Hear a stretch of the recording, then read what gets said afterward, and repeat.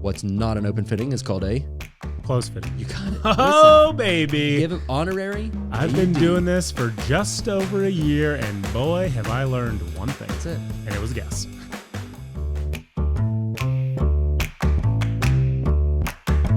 Welcome to the Ask an Audiologist podcast, real audiology white papers written by real audiologists and explained to you by a real audiologist and a guy who isn't. Now, here are your hosts, Dr. Michael Squires and Kevin Ziener. We are back for yet another brand new episode of Ask an Audiologist. As always, I am Kevin Ziener. And I am Dr. Michael Squires. And today we actually have in studio with us our producer, who we affectionately call Jerry. It's Daniel.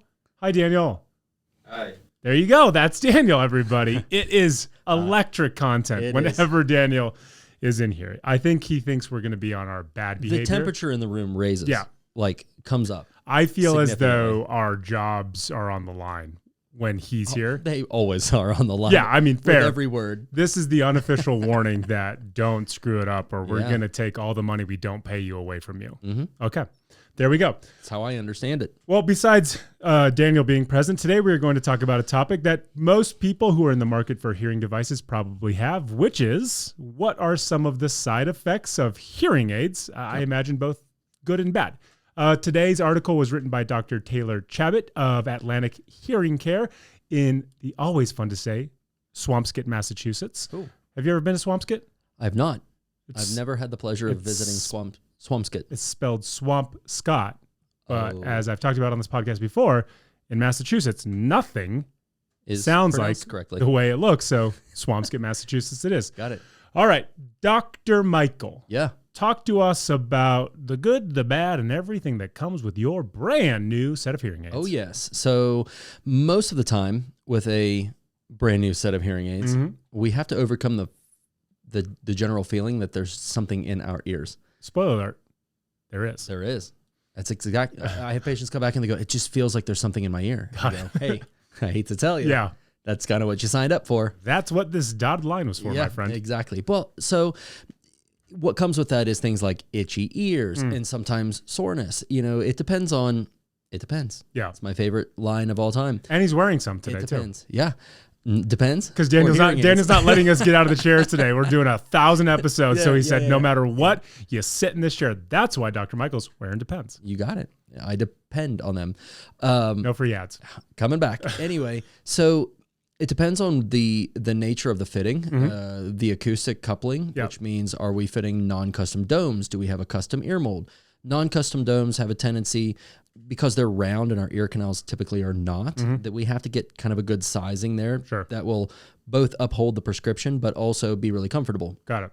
Sometimes we have to kind of switch between them and just make sure that what we have in the patient's ear is going to be comfortable in the long term. When you're looking for those domes, are you looking to make like as close to a hermetic seal as possible, or like what are we trying to strive for with those domes? A lot of that's going to depend on the prescription, which is also going to depend on the patient's hearing loss. So a patient who has a more mild level of hearing loss, probably we're going to keep that ear open a little bit more, allow some of those low pitches and airflow to come through that dome a little bit more naturally. It's called an open fitting. Imagine that. What's not an open fitting is called a close fitting. You got it. Oh, baby. Give it honorary. I've been doing this for just over a year, and boy, have I learned one thing. That's it. And it was a guess. It was a good guess. And it was an easy prompt. It was a good guess. Thank you. Hermetic seal, maybe, maybe not. That's generally going to be something that you're going to get with a custom fitting. So got it. That kind of goes with a custom ear mold, meaning that the patient either has a very specific anatomy that we have to take into consideration, or a very specific prescription that's going to be difficult to uphold with something that's non-custom. So the custom products, they go one of two ways. They either fit really, really well, or sometimes if a patient gains a little weight or loses a little weight or can't get them in correctly, they can cause a little bit of soreness. So it just takes a little extra attention to make sure that those devices are seated properly. When you say fit well, is it just from a comfort level, meaning like they're going to be aware that they're there for however long, but then ideally they just become a part of the everyday routine and they're no longer like present top of mind. Yeah, I mean, think of it this way. When you're out and about walking around, how often do you think about your shoes? Never. Yeah, not hardly ever.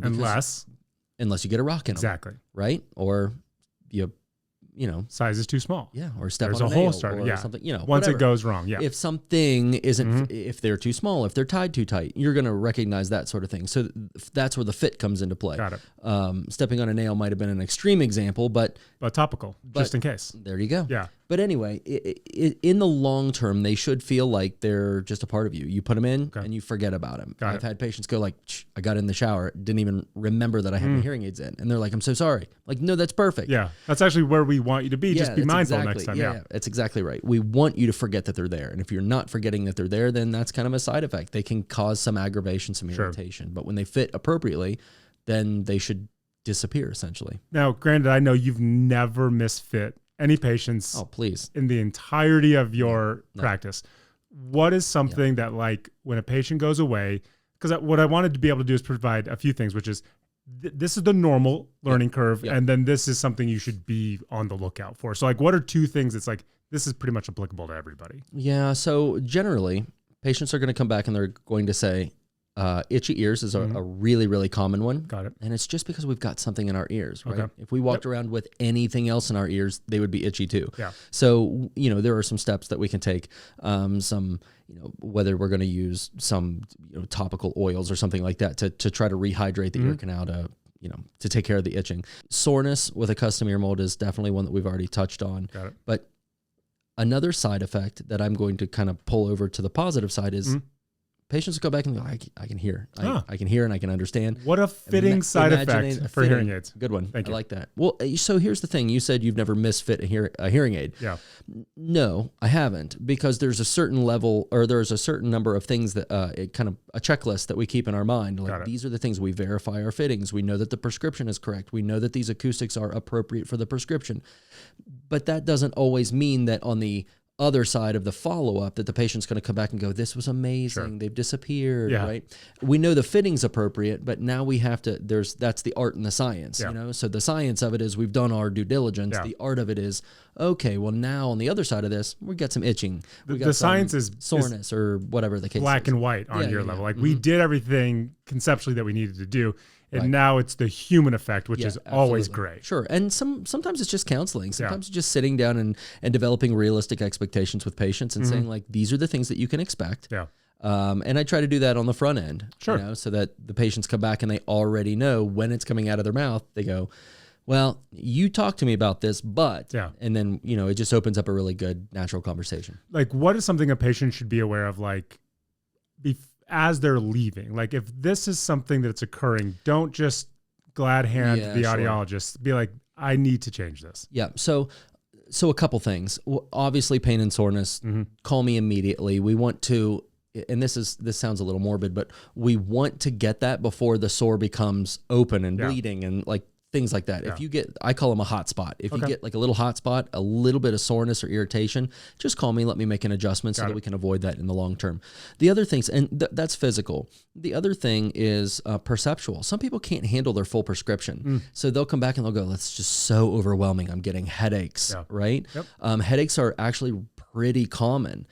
Because we're stimulating in the ear where it hasn't been stimulated before, right? And you're kind of retraining your brain again. Absolutely. And I mean, if you think about it, if you do anything that's like really hyper stimulating, there's a chance that you could get headaches from that. So aside from just doing the normal thing for headaches, taking some ibuprofen or whatever the case is, what we can also do is kind of work within the prescription to kind of maybe back it off and work you back up into it a little bit.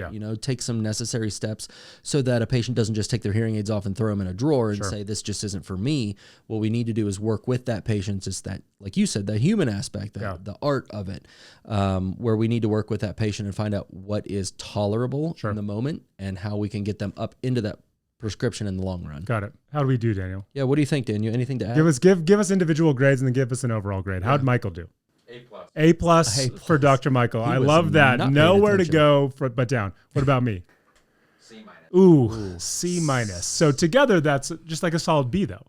That's like a solid B. That's pretty good. B's get degrees. Well, C's get degrees. Exactly. So we're good. That's a win. That's a huge win for us. We better put a bow on this thing before And now that we've you pull us down any further. effectively been judged by our producer, and we are especially smarter for having listened to Dr. Michael, please do us a favor and visit askanaudiologist.com for more of your hear care concerns. Dr. Michael, Daniel, impeccable job as always. Hey, C+, baby. I'll take it. We'll see y'all next week. You can find more information at askanaudiologist.com, and you can follow us on all our social channels at Ask an Audiologist. The information provided on this podcast is for educational and entertainment purposes only and does not substitute for professional medical advice. Endorphins. Okay. You know, get all the endorphins. Chase the high of life. Don't chase the bad high, just the good high that life provides you on the daily. Got it. There you go.